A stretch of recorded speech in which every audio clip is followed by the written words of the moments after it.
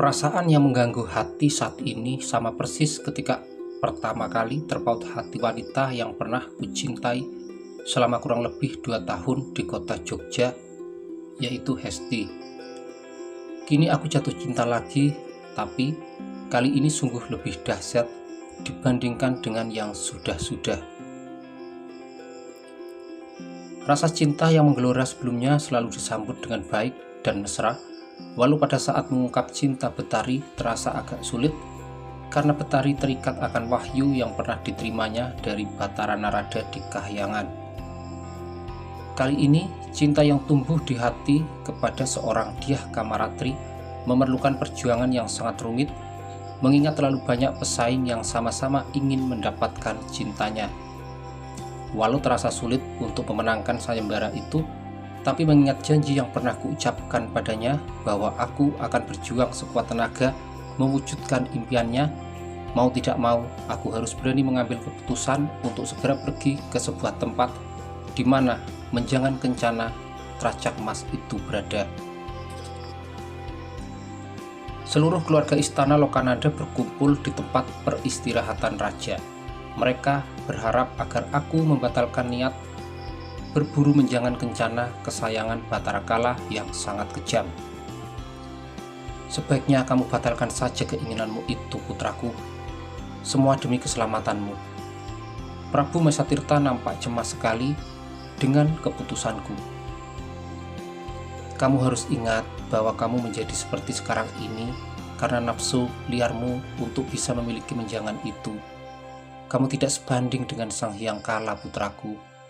Dyah Santika ikut berbicara, mencegah kepergianku dengan mengingatkan bahwa sakit amnesia yang kuderita ini karena menjangan kencana.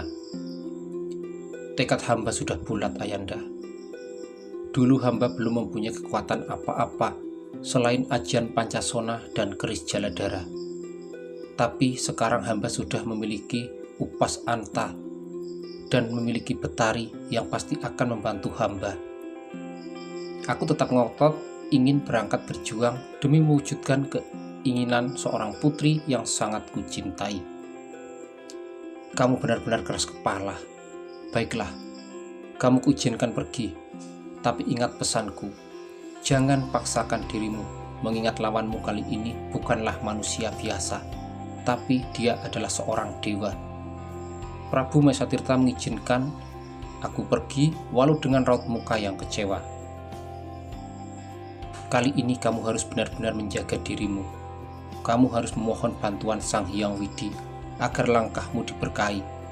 Kamu harus ingat bahwa tugasmu di Lokananda ini masih terlalu banyak. Prabu Mesatirta menambahkan ucapannya. Walau nampak keberatan dan meragukan kemampuanku, tapi akhirnya seluruh keluarga istana Lokananda mengizinkan kepergianku. Mereka menyayangkan keputusan Dyah Kamaratri yang terlalu berat memberikan sayembara. Demi seorang Kamaratri, kamu rela menaruhkan nyawamu. Sebenarnya apa yang kurang darimu, sehingga kamu sangat berambisi? Ratu Dyah Santika memandangku dengan tajam, penuh harapan agar aku membatalkan keputusanku. Hamba tidak tahu, Ibunda. Yang jelas, hati ini seperti beku. Dengan mewujudkan impian Putri Kamaratri, rasanya hamba bisa mewujudkan harapanku menjadi kesatria sejati. Seekor menjangan akan menyembuhkan penyakit hamba. Aku memastikan jika dengan keberangkatanku kali ini, penyakitku pasti sembuh. Mendengar pengakuanku, hati Ratu Dyah Santika seperti terbuka lebar dan merasa lega. Setelah melewati waktu yang cukup lama untuk membicarakan masalah keinginan, akhirnya keputusan Prabu Mesatirta dan seluruh keluarga istana, termasuk kedua istriku, mengizinkan aku pergi. Malam yang sunyi menjadi saksi bisu ketika aku merasa kaku di hadapan kedua istri yang sangat menyayangi. Tidak seperti biasanya ketika aku berpamitan pergi karena tugas. Putri Anindita kali ini nampak sedih dan keberatan. Sedikit demi sedikit aku memastikan kepada mereka jika tidak akan terjadi apa-apa dengan kepergianku kali ini. Kepergianku ini adalah perjuangan untuk yang kedua kalinya memburu menjangan kencana teratak mas. Dinda, kalian harus ikhlas dan rela, jangan memberati langkahku. Tugas ini sangat berat. Aku mohon doa dan restu dari kalian. Semua ini kupertaruhkan untuk kalian.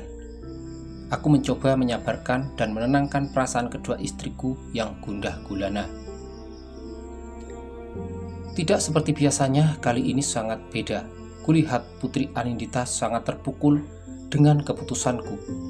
Sebagai istri, dia pasti mencemaskan setiap kepergianku sebagai suami yang sangat disayanginya. Namun, setiap titik air mata yang menetes membasahi pipinya tidak menyurutkan semangatku untuk selalu maju. Anjani diam seperti tugu. Dia tidak berkata apa-apa selain larut dalam kesedihan yang dinampakkan dari seorang Putri Anindita. Aku sendiri merasakan keanehan dengan perpisahan ini. Kulihat Putri Anindita dan Anjani seperti tampil beda dan berani membantah keputusanku. Hari keberangkatanku telah tiba. Seperti biasanya, kedua istriku mengantar sampai ke pendopo istana. Prabu Masatirta dan Ratu Dyah Santika mendampingi kedua istriku. Dengan hormat aku meminta doa restu kepada Prabu Masatirta dan Ratu Dyah Santika. Ratu Dyah Santika terlihat bersedih dan menangis sambil memelukku dengan erat. Pelukannya kurasakan hangat sekali, seperti dekapan ibu terhadap anak kandungnya sendiri. Dengan gagahnya, aku membalikan badanku menuju Mas Kore yang sedari tadi sudah menungguku. Putri Anindita berlari mengejarku.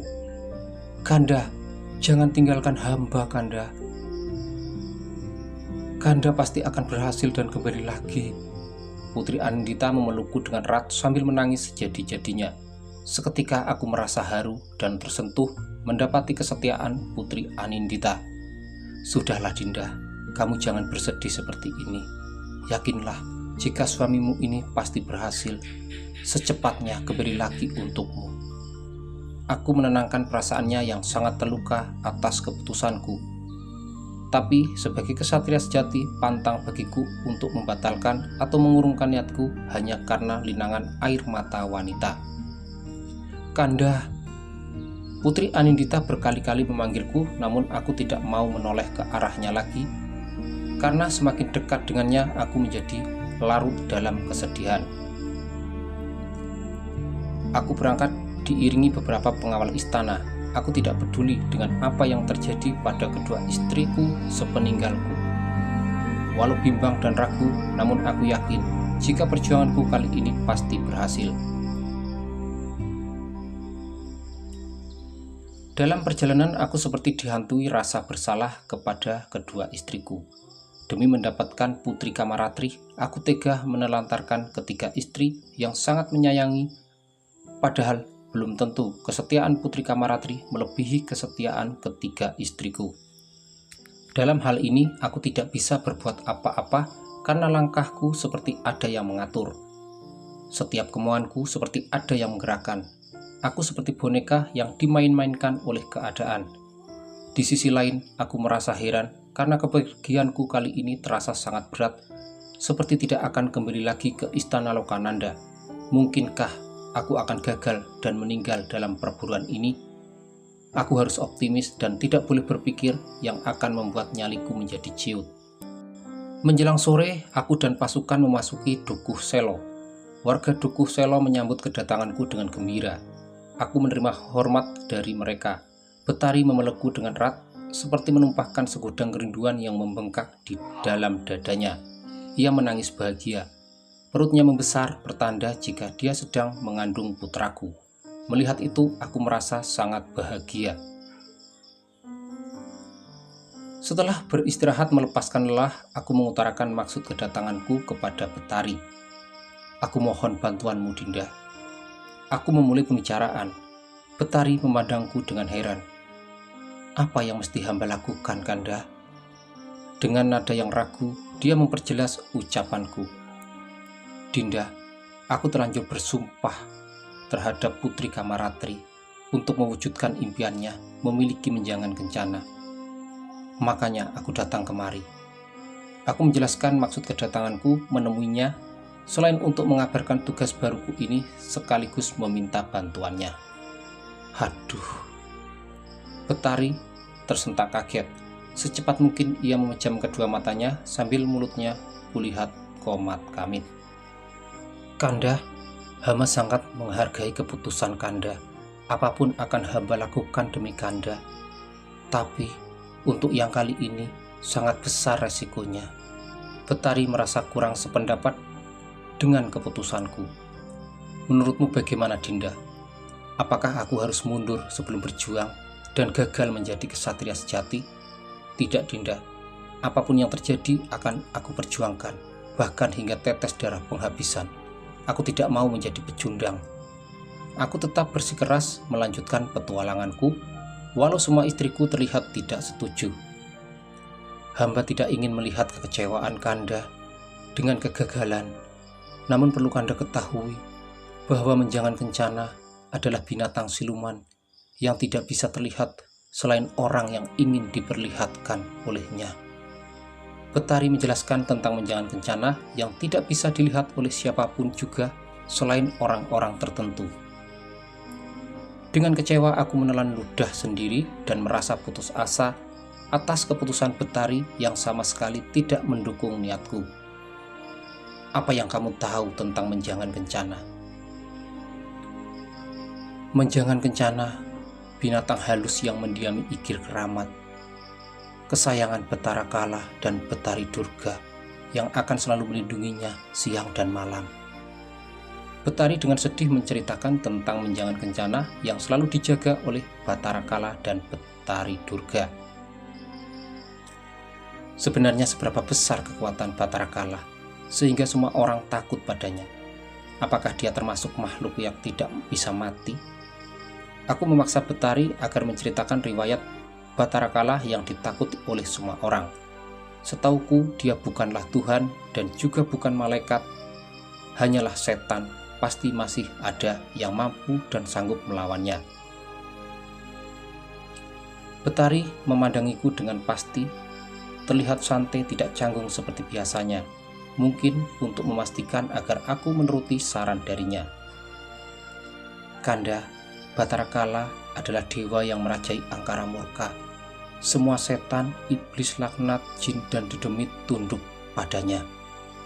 Betari memulai cerita tentang Batara Kala yang suatu saat nanti pasti akan kukalahkan. Aku yakin dengan kemauan yang keras maka walaupun sulit jalan itu pasti akan ketemu. Melihat kondisi Betari sebagai suami, aku merasa tidak tega untuk memaksanya. Walau aku yakin dia tidak keberatan membantuku, namun demi kandungannya aku tidak ingin terlalu banyak membebaninya dengan tugas yang berat. Dinda, aku sangat mencintaimu. Aku tidak ingin melihatmu bersedih dan kelelahan. Makanya, aku hanya minta doa restu darimu. Tunjukkanlah jalan menuju Igir Keramat itu. Aku meminta pengertian dari Betari. Bagaimanapun juga, dialah yang lebih tahu tentang dunia gaib. Kanda, seberapa besar keinginan Kanda untuk memiliki Menjangan Kencana itu, sehingga Kanda rela melakukan apapun demi binatang langka itu, bahkan nyawa Kanda sebagai taruhannya. Betari dengan sayu memandangiku. Ia terlihat sangat pucat. Aku tidak bisa mengukurnya, Dinda. Tujuanku cuma satu. Hasratku yang menuntunnya sebenarnya bukan karena kecantikan Putri Kamaratri, tapi demi menjunjung tinggi nama Lokananda dan nama Arya Seta yang tidak pernah ingkar janji. Aku berkata dengan pasti seperti ada dorongan tersendiri untuk melakukan perburuan itu. Sebenarnya aku takut mendengar cerita tentang Batara Kala yang selalu memakan manusia, tapi semangat di hati ini terus berkobar dan selalu menuntunnya untuk berangkat. Hamba menjunjung tinggi keputusan Kanda. Hamba berdoa, semoga Kanda berhasil. Hamba akan membantu Kanda semampu hamba dengan memohon kepada Sang Hyang Widi agar langkah Kanda selalu dilindungi dan dipertemukan dengan Menjangan Kencana tanpa berhadapan dengan Batara Kala, ataupun setidaknya Kanda bisa berdamai dengannya. Betari menyatakan persetujuannya dengan keputusanku. Aku merasa bahagia karena mendapatkan dukungan walau hanya dari seorang istri saja. Kanda, hamba mohon nanti malam Kanda melakukan tapa brata di candi itu, memohon kepada Sang Pencipta agar diberi jalan yang terbaik. Hamba akan membantu Kanda. Betari meminta agar aku melakukan ritual dengan menjalankan tapa brata di candi yang terletak di sebelah rumahnya. Demi keinginanku, apapun akan kulakukan, termasuk menjalani tapa brata yang selama ini memang belum pernah kulakukan. Bagaimana caranya saja aku tidak tahu. Ketika matahari terbenam dan langit berubah menjadi gelap karena malam terjelang, Betari mempersiapkan segala sesuatu yang diperlukan untuk perlengkapan tapa brata. Pertama kalinya, aku dimandikan dengan air kembang untuk mensucikan diri agar bersih dari segala kotoran yang menempel di tubuh. Dengan setia, Betari mengguyur tubuhku dengan air kembang yang sangat dingin. Setelah mandi, aku disuruh memakai pakaian yang serba putih. Betari melepas semua aksesoris yang menempel di tubuh seperti kalung emas dan gelang. Dengan memakai pakaian serba putih, aku terlihat seperti seorang pertapa.